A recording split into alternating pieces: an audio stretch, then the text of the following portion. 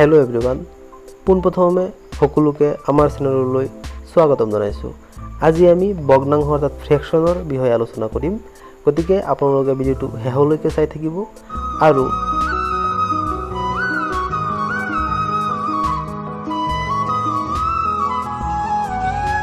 আজি আমি ভগ্নাংশ অৰ্থাৎ ফ্ৰেকশনৰ বিষয়ে আলোচনা কৰিম।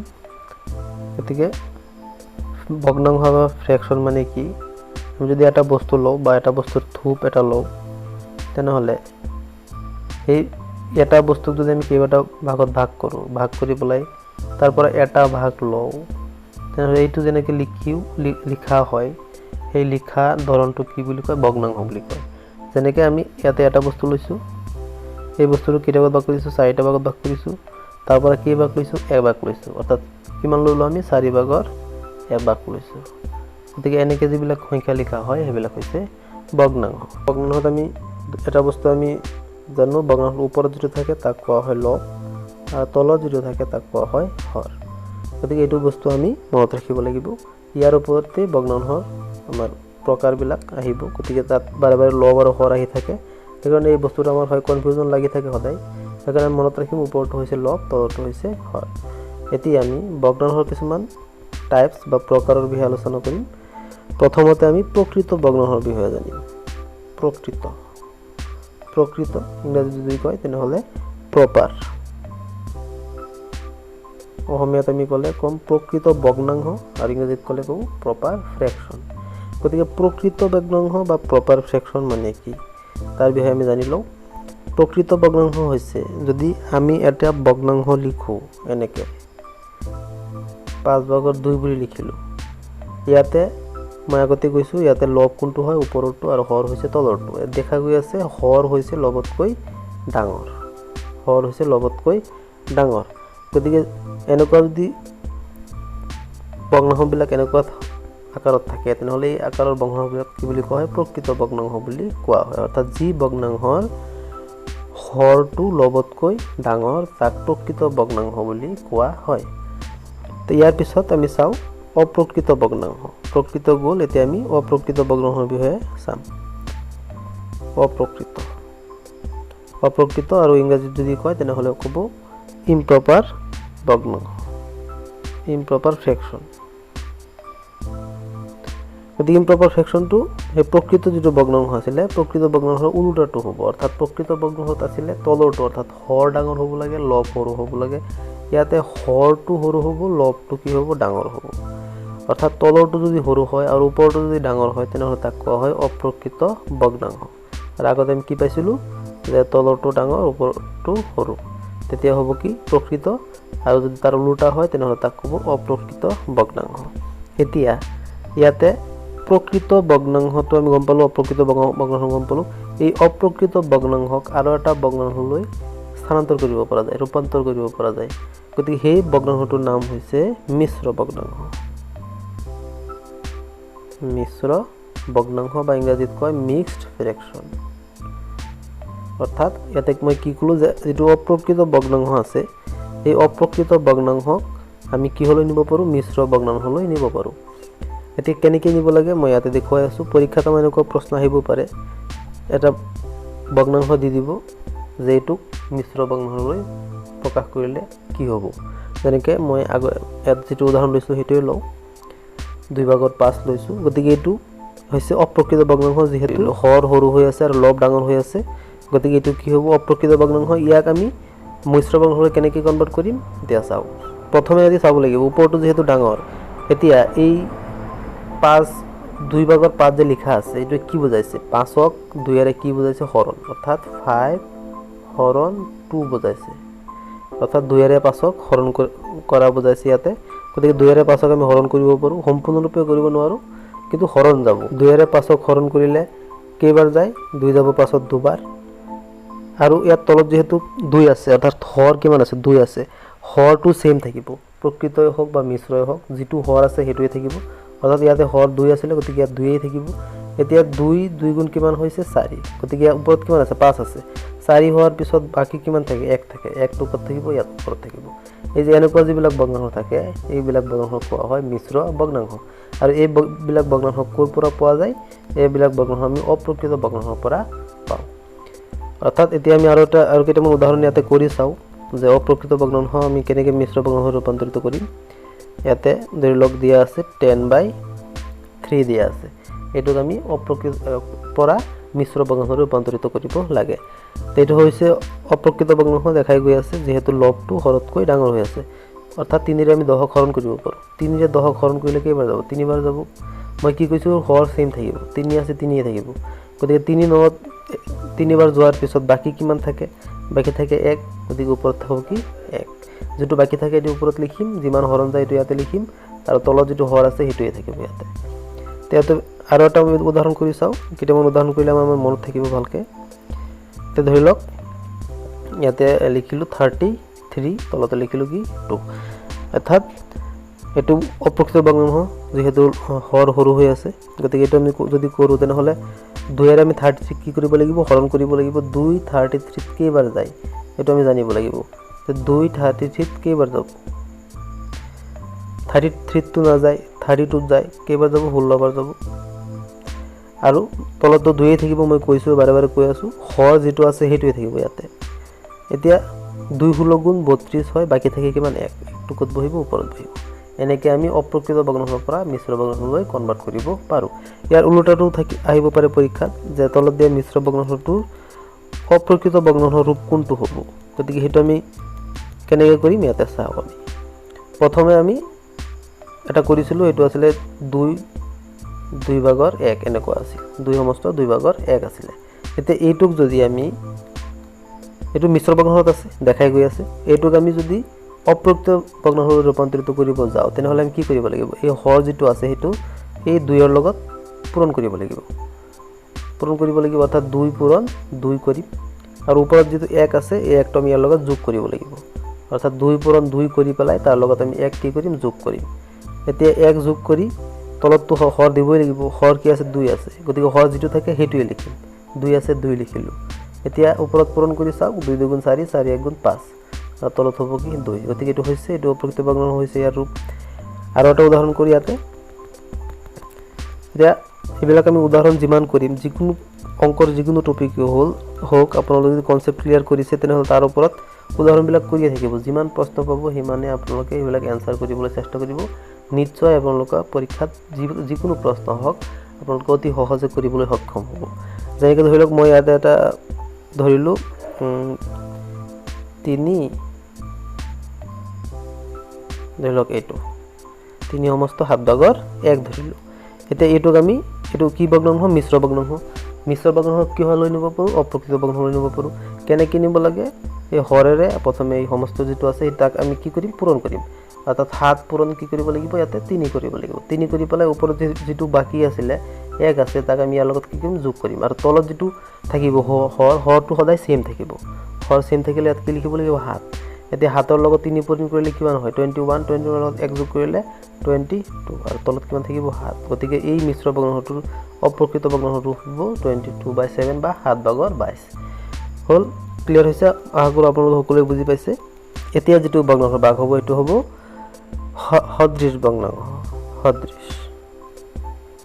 সদৃশ ভগ্নাংশ যাক আমি ইংৰাজীত যদি কওঁ তেনহলে লাইক ফ্ৰেকশন বুলি কয় লাইক সদৃশ ভগ্নাংশ এতিয়া সদৃশ ভগ্নাংশ কোনবিলাক আমি চাই লও যিবিলাক ভগ্নাংশত হৰ একেই থাকে যিবিলাক ভগ্নাংশত হৰ একেই থাকে যেনেকৈ মই ইয়াতে কেইটামান উদাহৰণ লিখো 1/3 লিখিলো 2/3 লিখিলো 5/3 লিখিলো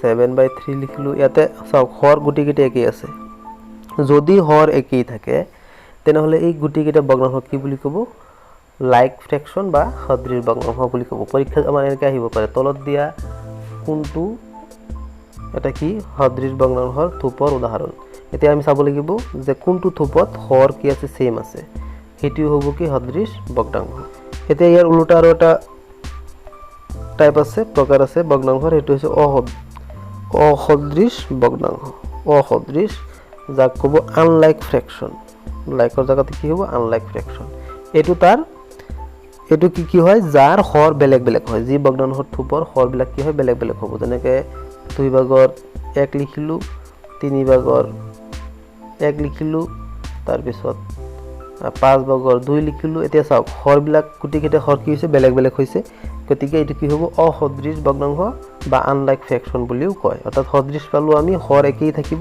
আৰু যেটো অসদৃশ তাত হৰ কি বেলেগ বেলেগ থাকিব গতিকে এইটো নিশ্চয় বুজি পাইছে সকলোৱে এতিয়া আমি চাম যদি অসদৃশ ভগ্নাংশ থাকে তাক আমি কেনেকৈ সদৃশ ভগ্নাংশলৈ ৰূপান্তৰিত কৰিব পাৰোঁ ধৰি লওক ইয়াত দিয়া আছে 1/2 আছে তাৰপিছত ধৰি লওক আছে 2/3 আছে আৰু ধৰি লওক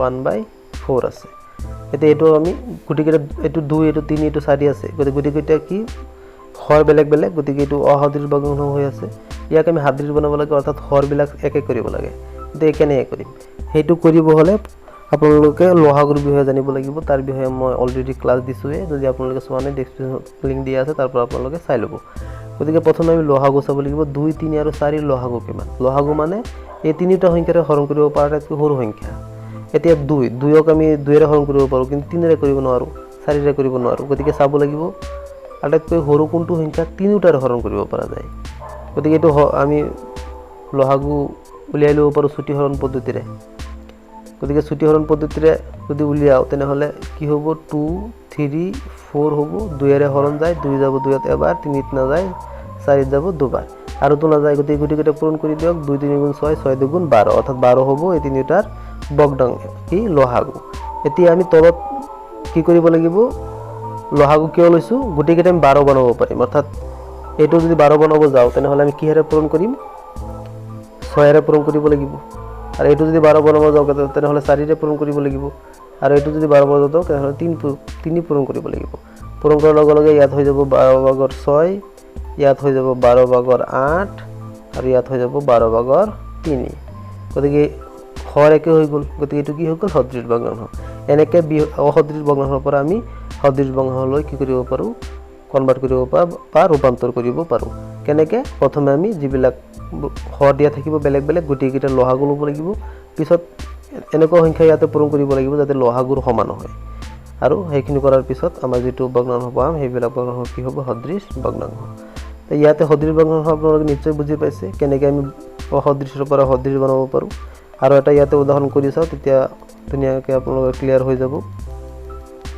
ইয়াতে ধৰি লওক আৰু এটা উদাহৰণ লওঁ 6 ভাগৰ 5 তাৰপিছত 9 ভাগৰ 11 তাৰপিছত 12 ভাগৰ 7 ধৰি লওক এইটো লৈছোঁ এতিয়া মই কৈছোঁৱে যদি হৰ বেলেগ বেলেগ তেনেহ'লে অসদৃশ ভগ্নাংশ গতিকে এইটো কি আছে অসদৃশ ভগ্নাংশ আছে 6 9 আৰু 12 আছে যিহেতু গতিকে এইটো আমি সেম বনালেহে সদৃশ হ'ব হৰবিলাক একে বনাব লাগিব গতিকে হৰবিলাক একে বনাব হ'লে মই আগতে কৈছোঁ আমি কি ল'ব লাগিব ইহঁতৰ লহাগু ল'ব লাগিব এতিয়া লহাগু যদি লয় তেনেহ'লে গম পাব এই 6 9 আৰু 12 লহাগু হ'ব 36 অৰ্থাৎ গোটেইকেইটা আমি কি বনাব পাৰোঁ 36 বনাব পাৰোঁ 36 বনাব হ'লে 6ৰ লগত কি পূৰণ কৰিব লাগিব 6 তলত যিহেতু 6 পূৰণ কৰিছোঁ ওপৰত কৰিবই লাগিব তাৰপিছত 9ৰ লগত পূৰণ কৰিব লাগিব 4 ওপৰতো কৰিব লাগিব 12ৰ লগত পূৰণ কৰিব লাগিব 3 ওপৰতো কৰিব লাগিব কৰাৰ পিছত কি হ'ব এইটো হ'ব কি 30/36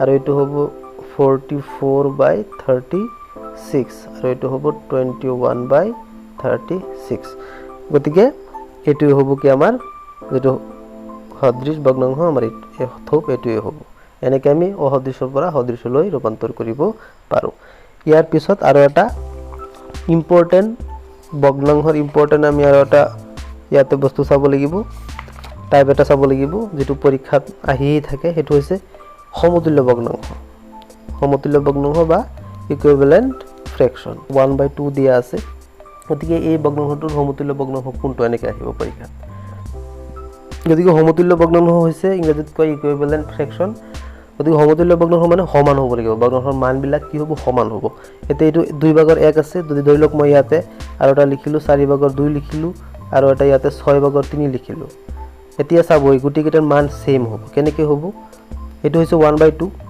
এতিয়া চাওক এইটো 2/4 আছে, গতিকে এইটোক আমি কি কৰিব পাৰোঁ, কাটিব পাৰোঁ, কাটি সৰু কৰিব লঘিষ্ঠ আকাৰলৈ প্ৰকাশ কৰিব পাৰোঁ। কিহেৰে কাটিব পাৰোঁ, 2ৰে, 2 যাব 2ত কেইবাৰ এবাৰ, আৰু 4ত যাব 2 কেইবাৰ দুবাৰ, অৰ্থাৎ এইটো 1/2, এইটো কি এইটোৰ মানো কি 1/2 হয়। এইটো যদি কৰে তেনেহ'লে চাব 3 যাব 3ত কেইবাৰ এবাৰ, পিছত 3 যাব 6ত কেইবাৰ দুবাৰ, গতিকে ইয়াৰ পৰা আমি 1/2 পাইছোঁ। গতিকে গোটেইকেইটা দেখা গৈ আছে মান একেই, গতিকে এনেকুৱা একে মান থকা যিবিলাক ভগ্নাংশ সেইবিলাক কোৱা হয় সমতুল্য ভগ্নাংশ। গতিকে আমি ইয়াতে আৰু এটা উদাহৰণ কৰি চাওঁ, বেলেগ এটা উদাহৰণ যদি লওঁ তেনেহ'লে চাওক 1/5 আছে, তাৰপিছত 2/10 আছে আৰু 3/15 আছে। এইটো আমি সমতুল্য হয় নে নহয় পৰীক্ষা কৰি চাওঁ। তো প্ৰথমে 1/5 আছে, এইটোতো আমি কাটিব নালাগে, এইটো এনেকৈ থাকিব। পিছৰটো চাওক 2 আছে ওপৰত, 2ৰে 2 কাটিব পাৰি, এবাৰ যাব 2 যাব 5ত কেইবাৰ, 10ত কেইবাৰ 5বাৰ, তো 1/5, গতিকে এইটো হৈ গ'ল 1/5। এতিয়া এইটো 15 হ'ব, 3 যাব 3ত এবাৰ, 15 যাব কেইবাৰ 5বাৰ, গতিকে এইটো 1/5 হৈ গ'ল। গতিকে দেখা গৈ আছে এই গোটেইকেইটাৰ যি ভগ্নাংশ গোটেইকেইটা মান সেম 1/5, গতিকে এইটোও কি এটা সমতুল্য ভগ্নাংশ হ'ব। এতিয়া সমতুল্য ভগ্নাংশ আমি কেনেকৈ উলিয়াব পাৰোঁ, কেনেকৈ সমতুল্য ভগ্নাংশলৈ প্ৰকাশ কৰিব পাৰোঁ। সমতুল্য ভগ্নাংশ আমি হৰণ কৰি পেলাই কৰিব পাৰোঁ, আকৌ পূৰণ কৰি পেলাই কৰিব পাৰোঁ। কেনেকৈ কৰিম, পূৰণ কৰি পেলাই। এতিয়া চাওক ধৰি লওক ইয়াতে 12/6 আছে, 12/6 আছে, তাৰপিছত ইয়াতে ধৰক 4/2 আছে, তাৰপিছত আৰু এটা ধৰক 2/1 আছে। এতিয়া আগতে আমি কটাকটি কৰি পেলাই কৰিছিলোঁ, এতিয়া আমি উল্টা চাইডৰ পৰা কৰিব গ'লে কটাকটি পৰা কৰিব পাৰোঁ, কিন্তু যদি আমি এইটো চাইডৰ পৰা কৰিব যাওঁ তেনেহ'লে কেনেকৈ হ'ব আমি চাওঁ। ইয়াতে চাওক 12 আছে, ইয়াত 4 আছে, ইয়াতে 6 আছে, ইয়াত 3 আছে, কি হ'ব এতিয়া যদি আমি ওপৰত 4ৰ লগত 3 পূৰণ কৰি দিওঁ তেনেহ'লে কি হ'ব 12 হ'ব। ওপৰত যদি 3 পূৰণ কৰিছোঁ তলতো কৰিব লাগিব, ইয়াত কৰিলে কি হ'ব 6 হ'ব, অৰ্থাৎ 6/12 হৈ গ'ল, অৰ্থাৎ এইটো ভগ্নাংশ হৈছে ইয়াৰ পৰা। এতিয়া ইয়াতে চাওক, ইয়াত যদি ওপৰত আমি 6 পূৰণ কৰোঁ, তলতো যদি 6 পূৰণ কৰোঁ তেনেহ'লে ওপৰত কি হ'ব 12 হ'ব, তলত হ'ব কি 6। গতিকে দেখা গৈ আছে গোটেইকেইটাৰ মান ছেইম, এইটো আমি পূৰণ কৰি পেলাই উলিয়াইছোঁ, আগৰকেইটা আমি হৰণ কৰি পেলাই উলিয়াইছিলোঁ। এনেকৈ পূৰণ কৰি বা হৰণ কৰি পেলাই আমি সমতুল্য ভগ্নাংশবিলাক পৰীক্ষা কৰিব পাৰোঁ। য'ত যিটো সংখ্যাৰ আপোনালোকে পূৰণ কৰিব সেইটো ওপৰতো কৰিব লাগিব, তলতো কৰিব লাগিব, আৰু যিটো সংখ্যাৰ হৰণ কৰিব সেইটো কি ওপৰতে সেইটো সংখ্যাৰ হৰণ কৰিব লাগিব, তলতো সেইটো সংখ্যাৰ হৰণ কৰিব লাগিব। তাৰপিছত যদি দেখে যে গোটেইকেইটা মান ছেইম হৈ আছে, গতিকে সেইকেইটাই হ'ব কি সমতুল্য ভগ্নাংশ। গতিকে ইয়াৰ ওপৰত আৰু এটা প্ৰশ্ন ইয়াতে আমি আৰু এটা প্ৰেক্টিছ কৰি চাওঁ, তেতিয়া ধুনীয়াকৈ ক্লিয়াৰ হৈ যাব আপোনালোকৰ। ধৰি লওক আপোনাক এটা ভগ্নাংশ ইয়াতে দিয়া আছে যে 2/3, ইয়াৰ 3টা সমতুল্য ভগ্নাংশ আমি লিখিব লাগে। গতিকে আমি কেনেকৈ লিখিম, 3টা লিখিব দিছে, গতিকে ইয়াক পূৰণ কৰিলেতো ছেইম হ'ব, গতিকে আমি প্ৰথমে 2 পূৰণ কৰিম। যেতিয়া সমতুল্য ভগ্নাংশ উলিয়াব দিয়ে তেতিয়া আমি সৰু ভগ্নাংশবিলাক থাকিলে সদায় পূৰণ কৰি পেলাই উলিয়াম। গতিকে ওপৰত 2, তলতো 2 পূৰণ কৰিম, গতিকে ওপৰত 4 হ'ব, তলত হ'ব কি 6। এতিয়া মূল ভগ্নাংশটো কি আছিলে 2/3, প্ৰথমে আমি 2 পূৰণ কৰিলোঁ, এতিয়া আমি ইয়াতে 3 পূৰণ কৰিম। এতিয়া 3 পূৰণ কৰিলে ওপৰতো 3 পূৰণ, তলতো 3 পূৰণ, 3 পূৰণ কৰিলে ওপৰত 6, তলত হ'ব কি 9, তাৰপিছত 4 পূৰণ কৰিম, তাৰপিছত 5 পূৰণ কৰিম, এনেকৈ যিমান সংখ্যাবিলাক ইয়াতে উলিয়াই থাকিব ভগ্নাংশবিলাক গোটেইকেইটা হ'ব 2/3 সমতুল্য ভগ্নাংশ। তেতিয়া এইটো হ'ল পূৰণ কৰি পেলাই উলিয়াইছোঁ। এতিয়া যদি হৰণ কৰি পেলাই উলিয়াব বিচাৰোঁ তেনেহ'লে ডাঙৰ ভগ্নাংশবিলাক থাকিব লাগিব, হৰণ যাব লাগিব। গতিকে আমি ইয়াতে চাই লওঁ কোনটো আমি হৰণ কৰি পেলাই উলিয়াব পাৰোঁ। এতিয়া ধৰি লওক ইয়াতে আছে 90, তলত আছে কি 60, এইটো আমি সমতুল্য ভগ্নাংশ ইয়াৰ উলিয়াব লাগে। এতিয়া 2ৰে আমি পূৰণ কৰি পেলাই এইটো উলিয়াব পাৰোঁ, প্ৰব্লেম নাই। কিন্তু পৰীক্ষা যদি পূৰণ কৰাতকৈ হৰণ কৰি পেলাই উলিয়াব লাগে তেনেকৈ কেনেকৈ কৰিব, দেখা গৈ আছে 2ৰে হৰণ যাব, ওপৰতো যাব 2ৰে হৰণ, তলতো যাব 2ৰে হৰণ।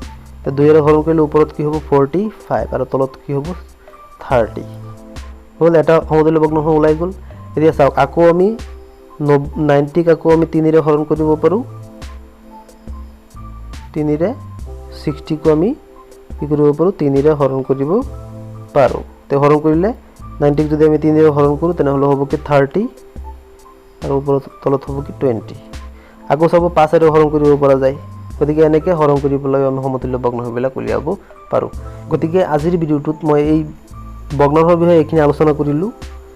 ইয়াৰ আগতে কেইটামান ভিডিঅ' মই আপলোড কৰিছিলোঁ বেলেগ বেলেগ টপিকৰ ওপৰত, যিবিলাক অসম টেট বা বেলেগ পৰীক্ষাৰ কাৰণে অতি প্ৰয়োজনীয়। সেইখিনি যদি চোৱা নাই ডেছক্ৰিপশ্যনত মেথছ বুলি এটা প্লে'লিষ্ট আছে, তাৰ পৰা আপোনালোকে চাই ল'ব পাৰে।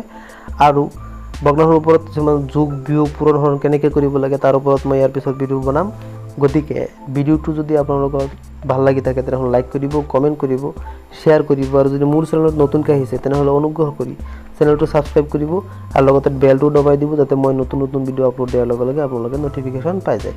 গতিকে আজিৰ ভিডিঅ'টো চোৱাৰ কাৰণে সকলোকে ধন্যবাদ।